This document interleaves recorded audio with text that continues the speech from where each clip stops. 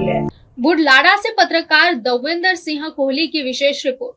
किसानों के मुद्दों को प्रमुखता से उठाते हुए कांग्रेस पार्टी की हल्का इंचार्ज डॉक्टर रणवीर कौर मिया और किसान पार्टी पंजाब के वरिष्ठ उपाध्यक्ष अजित सिंह बख्शीवाला ने रल्ली स्थित दाना मंडी का दौरा किया। इस दौरान उन्होंने मंडी में मौजूद किसानों की समस्याओं को सुना और हालत का जायजा लिया। इस मौके पर अजित सिंह बख्शीवाला ने कहा कि एक विपक्षी पार्टी होने के नाते उनका कर्तव्य बनता है कि वे मंडियों में जाकर किसानों की समस्याओं को सुने और सरकार तक पहुंचाए।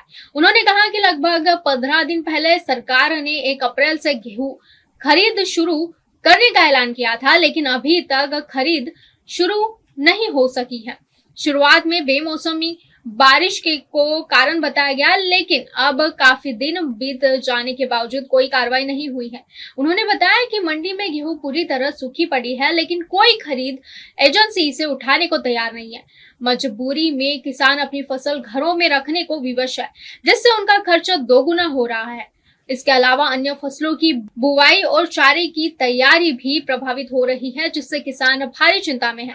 उन्होंने आरोप लगाया कि पनगुरेन का एक खरीद इंस्पेक्टर मंडी में आया था, जिसने गेहूं की हालत देखने के बाद कहा कि सरकार की ओर से खरीद के कोई आदेश नहीं मिले हैं। बख्शीवाला ने कहा कि सरकार किसानों के साथ दोहरी नीति अपना रही है। एक और मीडिया में खरीद शुरू करने की बात कही जाती है, जबकि जमीनी स्तर पर कोई व्यवस्था नहीं है।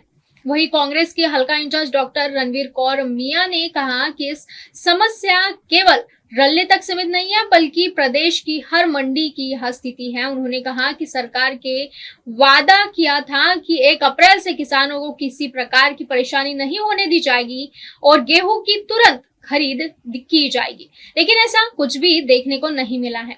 उन्होंने कहा कि किसान पिछले 10 दिनों से मंडियों में बैठे हैं, लेकिन अब तक कोई सरकार प्रतिनिधि वहां नहीं पहुंचा।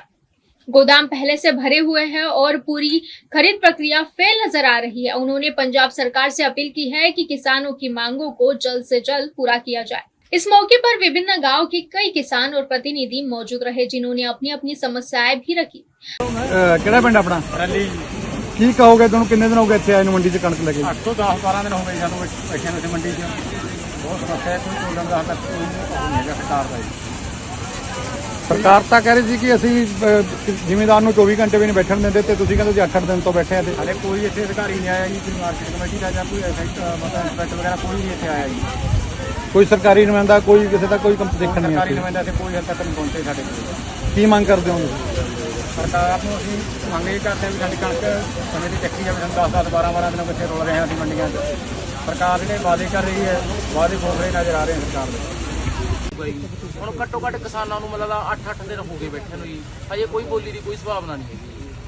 ਕੋਈ ਆਇਆ ਅਧਿਕਾਰੀ ਇੱਥੇ ਕਿਸੇ ਨੂੰ ਅਧਿਕਾਰੀ ਦੱਸਿਆ? ਆਇਆ ਸੀ ਕੱਲ, ਇੰਸਪੈਕਟਰ ਆਇਆ ਸੀ, ਕੋਈ ਢੇਰੀ ਕੋਈ ਨਹੀਂ ਲਾ ਕੇ ਗਈ, ਬਸ ਗੇੜਾ ਦੇ ਕੇ ਥੋੜਾ ਕੀ ਦੱਸਿਆ ਕੀ ਹੈ ਕਾਰਨ ਕੀ ਹੈ ਵੀ ਕਿਉਂ ਨਹੀਂ ਕਾਰਨ ਬੋਲੀ? ਕਹਿੰਦਾ ਇਹੀ ਹੈ ਵੀ ਹਜੇ ਵੀ ਸਾਨੂੰ ਉੱਪਰੋਂ ਆਏ ਆਰਡਰ ਨਹੀਂ ਹੈਗੇ।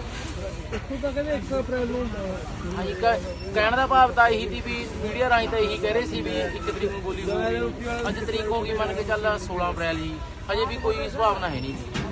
ਕਿੰਨੀ ਕੁ ਕਣਕ ਆ ਚੁੱਕੀ ਇੱਥੇ? ਕਣਕ ਘੱਟੋ ਘੱਟ ਹਰੇਕ ਆੜ੍ਹਤੀ ਦੁਕਾਨ ਤੇ ਵੀ ਜਿੰਨਾ ਕੁ ਬਜਟ ਹੈ, ਕਿਸੇ ਦੀ 8000 ਕਿਸੇ 5000 6000 ਘੱਟਾ ਆਇਆ ਪਿਆ ਲਗਭਗ ਆਈ ਸਾਰੇ। ਕੀ ਕਹੋਗੇ? ਮਾਨ ਸਰਕਾਰ ਤਾਂ ਬੜੇ ਵਾਅਦੇ ਕਰ ਰਹੀ ਹੈ ਕਿ ਅਸੀਂ ਝਾੜ ਵੀ ਨਾਲ ਚਕਾ ਦਾਂਗੇ, ਇੱਥੇ ਤਾਂ ਕਣਕ ਨਹੀਂ ਚੱਕੀ ਜਾ ਰਹੀ। ਪਹਿਲਾਂ ਸਾਡੀ ਮੰਨ ਕੇ ਚੱਲੋ ਮੀਂਹ ਨੇ ਮਾਰਾਂ ਪਾਤੀਆਂ, ਹੁਣ ਰਹਿੰਦਾ ਖੁੰਦਾ ਉਰੇ ਮਾਰਾਂ ਪੈ ਜਾਣਗੀਆਂ ਜਦੋਂ 8-8 ਦਿਨ ਪਏ ਹੋਊਗੀ।